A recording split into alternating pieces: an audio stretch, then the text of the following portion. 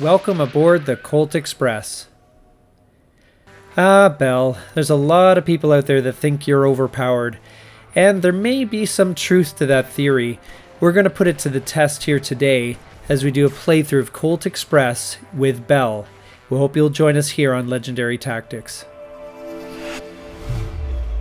Now, Belle is a very interesting character to play.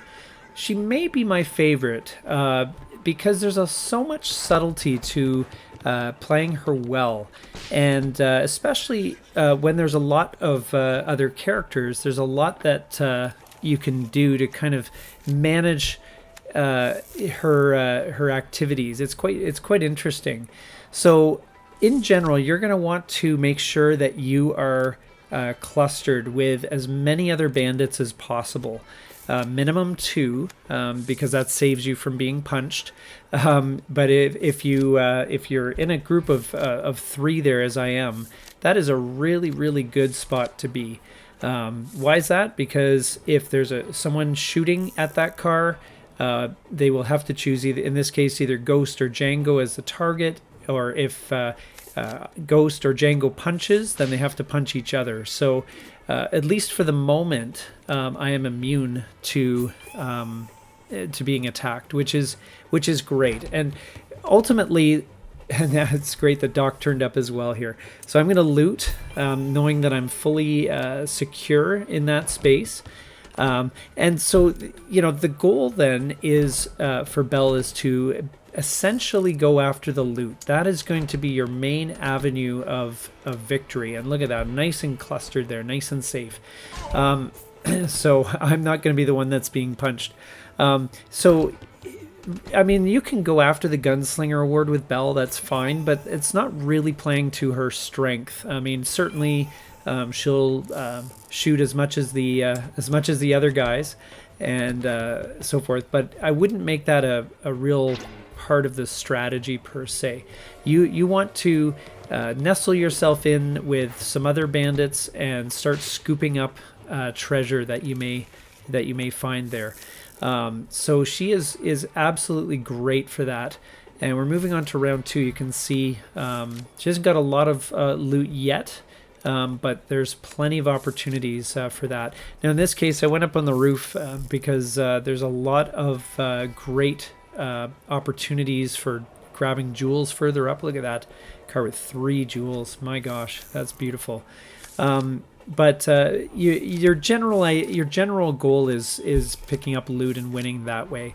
Especially if you can get a hold of the strong box, and then just make sure you're staying in spaces where there are lots of bandits, and you'll be very hard to beat. Mainly because there's not a lot that the bandits can do to counter that. Really, there is no way for them to get at you unless they coordinate their activity at a level which is pretty much impossible in this game. Everyone would have to have cards that would work and all this sort of thing. They'd have to communicate, and they would not backstab each other ideally. So pretty much impossible. If you've played this game before, you'll know what I mean. Now in this game, I didn't have a great start. Obviously, Ghost was doing really well, and I'm not a big fan of moving in a space right next to the Marshal. I find that it's a bit risky, but in this case, because I had the double move, I thought, well, I can zip down there, grab the jewel, and sort of get on the board in a big way. If the Marshal kicks down the door, then oh well, I'll just have to live with that. But remember in this game that so it's funny, but sometimes you feel like you're taking a great risk, but the reality is, and especially if you're watching the cards that that your opponents are playing, they may not have the ability or the cards to do what you fear the most, and so it's sometimes best to just go for it and just run up, grab the jewels. Now in this case, I pre-planned my move. I should have maybe stayed where I was. It would have been a great spot for me to be in. So with Django, it's a safer spot as long as he doesn't punch. So I'm going to use the Marshal here. I'm the first player, so I'm going to be able to get Django. And this is, where creative use of the Marshal comes in. As Belle, I want to be with someone else. So if I am, if I'm lonely, then use the Marshal to force a bandit up onto the roof where you happen to be.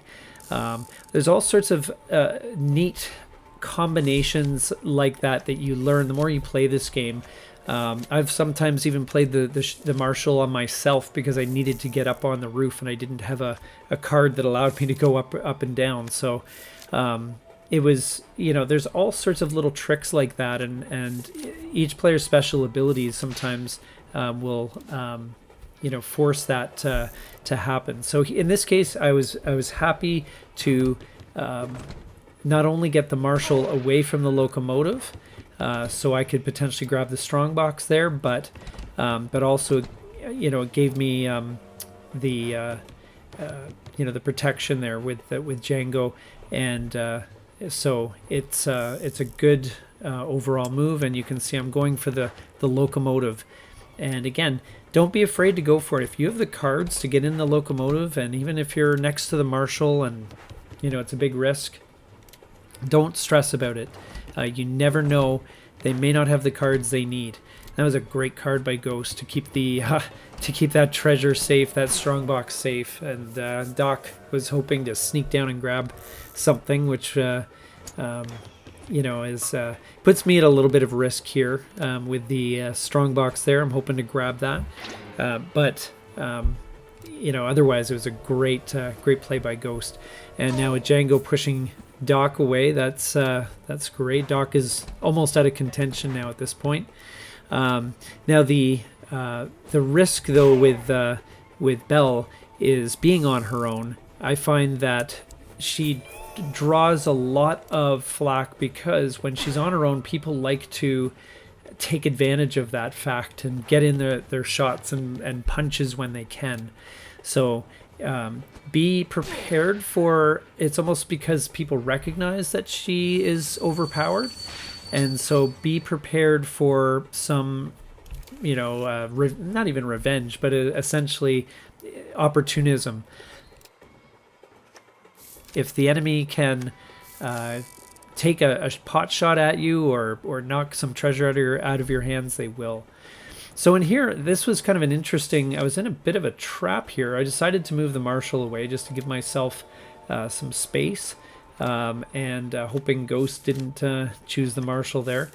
But I'm hoping that I can maybe even run in and grab the other strongbox here. We'll see what we can pull off. This will be interesting. It is round 4, and I do have a fairly sizable lead, so I'm fairly comfortable at this point.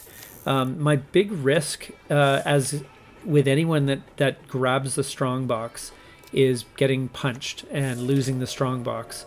Now I'm hoping that I can grab the second strongbox, which would basically seal the win, and then run up to the roof and hopefully join someone upstairs, which will give me some protection.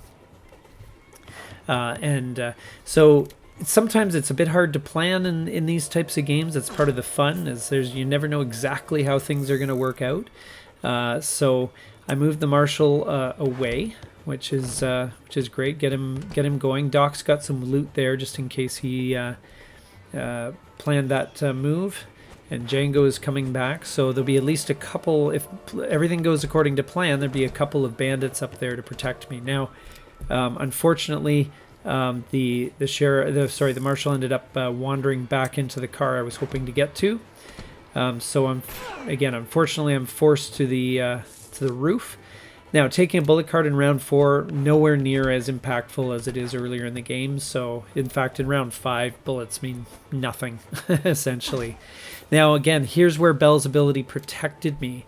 Django did not have the option of punching me, and Ghost did not have the option of shooting me. So that really, you can see, and actually as I happened to pop up in a space with a couple of gems for me to grab, that was just perfect. A perfect example of why Belle is so powerful in this game.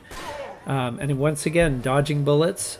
Django has to take the hit, and Belle is once again able to. And luckily, I timed this right. I meant to use that card to go up onto the roof, but instead I'll go down into the most valuable car on the train, ready to go for the last round. And unfortunately, I don't have any loot cards. Unfortunately, it's kind of crazy, but well, I guess we'll just have to grab 3 cards, and there's a couple loot cards. There's really no choice there. I'm risking the Marshal's revenge here of him storming back in, but there's no way I'm going to leave that car. And so I'm going to try and loot. Hopefully I'll be able to grab something, if not in the car, then on top of the car. But we'll have to see how it goes. I find especially when you have like a long turn where there's 4 or 5 actions, it sometimes can get a bit chaotic and you just lose track of what everyone's doing. So, just work your plan.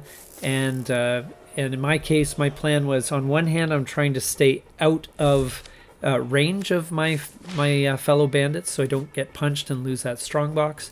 And on the other hand, I'm looking for opportunities to cluster with someone. And Ghost gets me with the Marshal. It was a good play on his part. Once again, I'm using the Marshal well. And now I'm actually in prime position at this stage to win the game, with now four bandits grouped together, 5 now.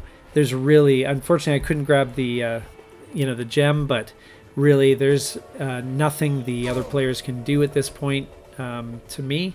I don't know why I didn't punch Django there, but at any rate, anyway, Django has the gem, so I don't know why he didn't knock that out of his hands, but there, who knows. The AI sometimes makes interesting decisions, and as I've said many times, the best use of the AI in this kind of situation is as a training tool, and that was actually perfect. So Django shoots Doc over to the to Ghost's part of the train. Ghost punches him back in. Then Doc has to go downstairs to visit the Marshal. I visit the Marshal, but again, taking bullets in round 5 does not matter at all. So it really doesn't matter. I was just with my last card, I was just planning to get out of range just in case I was the last one of 2 and potentially vulnerable to a punch. So here we go with the final standings, and it's really not even in question. Even with the gunslinger bonus, Belle is the clear winner. And so please leave your comments in the comments section below. Do you find Belle overpowered?